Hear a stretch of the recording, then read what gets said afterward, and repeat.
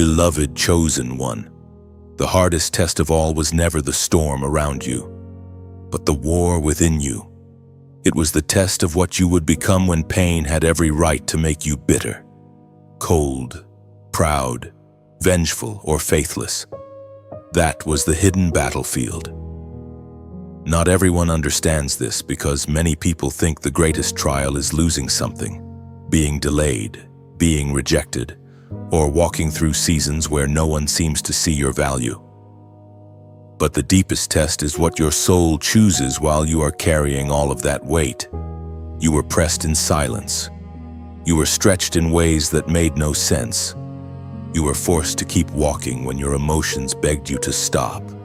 And still, by the grace of God, you did not become what tried to break you. That is why this message is not for the casual listener. This is for the one who cried in private and still chose not to curse the path. This is for the one who was mishandled, overlooked, and misunderstood, yet refused to let darkness rewrite your identity. You had opportunities to become someone else. You could have answered hurt with hurt. You could have returned betrayal with revenge. You could have let disappointment harden your heart until no tenderness remained. But you did not. You passed the hardest test the right way because even in your weakness, something holy in you kept reaching for obedience. We are reminded through the writings of David in the Psalms, chapter 27, verse 13. I remain confident of this, I will see the goodness of the Lord in the land of the living. That was your secret victory. Not that you never shook, but that you never surrendered your confidence in God's goodness. Even when heaven seemed quiet, you kept a flicker of trust alive. Even when answers did not come, you did not let despair become your God. That is what separated you. The test was not only whether you could survive the fire, the test was whether you could come out of it still carrying light. And you did. The enemy expected you to collapse into offense, but you chose restraint. The enemy expected you to speak death, but you held your peace. The enemy expected you to walk away from your calling, but you stayed under God's hand. Heaven saw every private decision. So lift your head now. This chapter is not proof that God forgot you. It is proof that He trusted what He placed inside you. You are still standing, not because the test was small, but because the purpose over your life is great. Receive that truth deeply. And if this word is speaking directly to your spirit, take this moment to like, share, and subscribe. Then comment 271 as your sign that you still believe you will see the goodness of the Lord. What made this test so severe was not only that it hurt you, but that it kept hurting you long after you thought you had already given enough. The breaking did not happen in a single moment. It happened in layers. First, God allowed the mask of certain people to fall. Then He let comfort leave. Then He permitted the silence, the delay, the strange distance between where you were and what you believed He promised. That is why this season felt heavier than words could explain. It was not random pain. It was precise pressure. Heaven was exposing everything in you that could not be trusted with your next level. You asked why it had to be this hard. You wondered why lesser people seemed to walk easier roads while you were being refined in fire.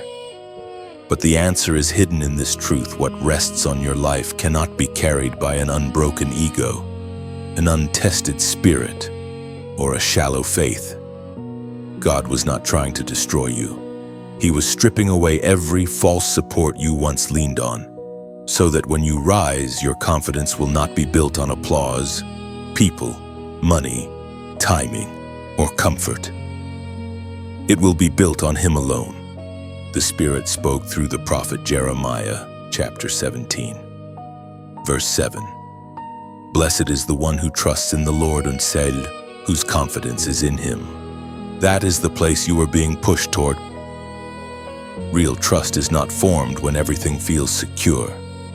Real trust is born when every lesser foundation shakes and you still refuse to let go of God.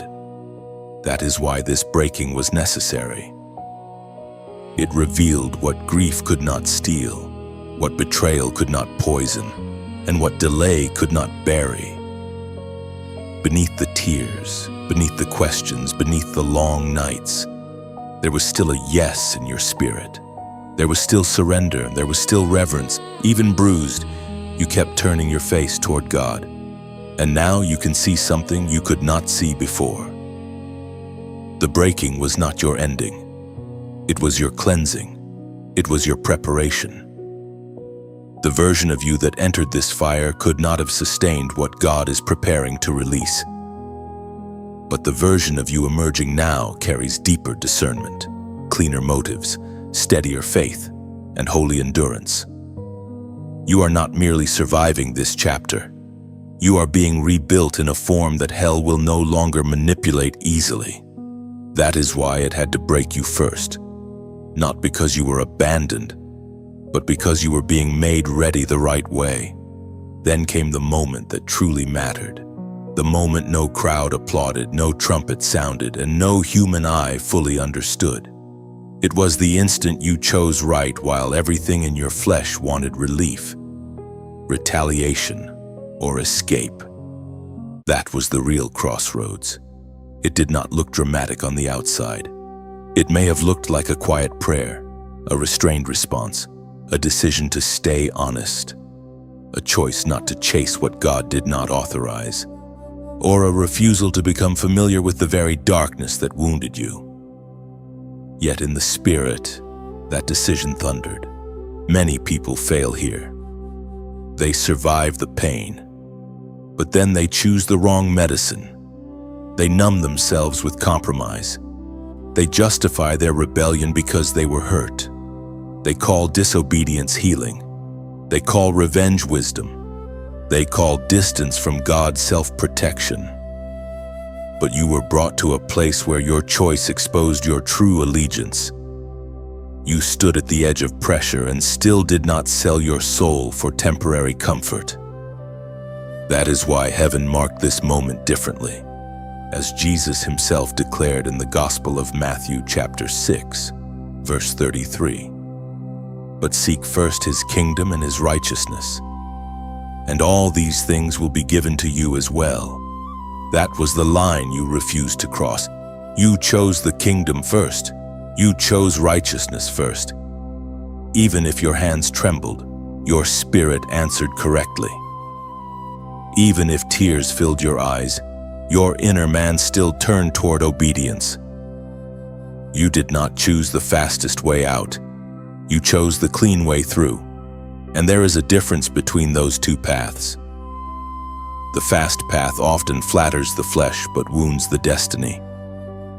The clean path humbles the flesh but protects the calling. You chose the path that preserved your future. Do you understand what that means? It means your test was not wasted. Every hidden battle built toward this moment. The breaking of Section 2. The confidence you guarded in Section 1, all of it led here. To this sacred proof that your heart still belongs to God. Not perfectly, not boastfully, but truthfully. That is why peace has begun to return in unusual ways. That is why confusion is lifting. That is why certain doors have remained closed. Because heaven would rather delay you than let you enter your next season stained by the wrong decision. So do not minimize what you did. When you chose purity over panic, truth over impulse, and surrender over self-will, you passed more than a personal test. You confirmed your readiness for the weight of what is next. If this is your witness, comment. Still chose right. Let that be your testimony, because those words declare that pressure did not own you, pain did not define you, and your spirit did not bow to the wrong altar. And now you begin to understand that heaven did not merely observe your obedience. Heaven recorded it. Nothing about your hidden surrender was lost. Every time you held back the wrong word, every time you refused the counterfeit option, Every time you stayed faithful without recognition, a record was being written in the spirit. This is why some shifts in your life seem to be happening beneath the surface before they appear in the natural. God is not responding only to what people saw. He is responding to what you chose when no one was there to reward you. There is a reason your spirit feels more alert now. There is a reason certain conversations no longer fit. Certain environments feel smaller, and certain distractions no longer satisfy you. It is because obedience changes your internal structure. When you pass a divine test the right way, you do not just earn a moment of relief. You receive greater spiritual weight. Your discernment sharpens. Your patience deepens. Your authority becomes cleaner. You stop chasing noise because you have learned the value of alignment. The old version of you might have begged for immediate proof, but the refined version understands that what God seals in secret cannot be stolen by public delay. The Apostle Paul wrote in the letter to the Galatians, chapter 6, verse 9, "Let us not become weary in doing good, for at the proper time we will reap a harvest if we do not give up." That word lives inside this moment. Your obedience has a harvest attached to it. Your restraint has a harvest attached to it. Your private faithfulness has a harvest attached to it. Not one tear surrendered to God was wasted. Not one act of integrity disappeared into the ground without a witness. Heaven has its own accounting, and it is never careless. What looked small to people was weighty before God. What looked like silence to others was actually discipline, maturity, and trust forming in you. This is also why this message matters beyond encouragement. It is part of strengthening the ones who are still in the middle of their test, the ones trying to hold their ground the same way you did. When a word like this reaches the right heart, it becomes more than content. It becomes confirmation, support, and spiritual provision for someone who almost gave up. And when people choose to support that work in whatever way they are led, even through a simple donation, they help carry that encouragement farther than they may ever personally see. So stand firm in this truth. Heaven recorded your obedience, and the fruit of it is already moving toward you. The doors, the clarity, the restoration, the assignment, all of it is being arranged with precision. You were not overlooked. You were being witnessed by the one who matters most, and he never forgets those who obeyed him in the dark. Now the crown before you is not a symbol of ease, but a sign of what survived the fire. You are not stepping into a reward built on chance. You are stepping into a season that was guarded by every tear you surrendered, every temptation you resisted, every lonely hour in which you chose reverence over rebellion. This is why your spirit has been feeling the shift. Something in you knows that the old chapter cannot hold you anymore. The room where you once wept is no longer the place where you will remain. The test has ended, and the next instruction is rise. But rising does not mean becoming proud. It does not mean forgetting the pit where God met you. It means walking with holy clarity. It means carrying the memory of the battle without dragging the chains of it into your future. Many people want the crown, but they do not understand its weight.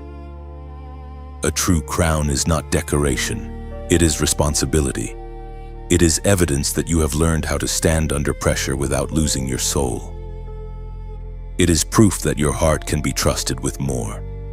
That is why what is coming to you now must be received with humility, gratitude, and boldness all at once, according to what is revealed in the book of Proverbs, chapter 4, verse 18.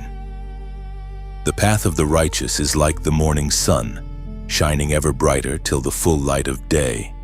That is your path now.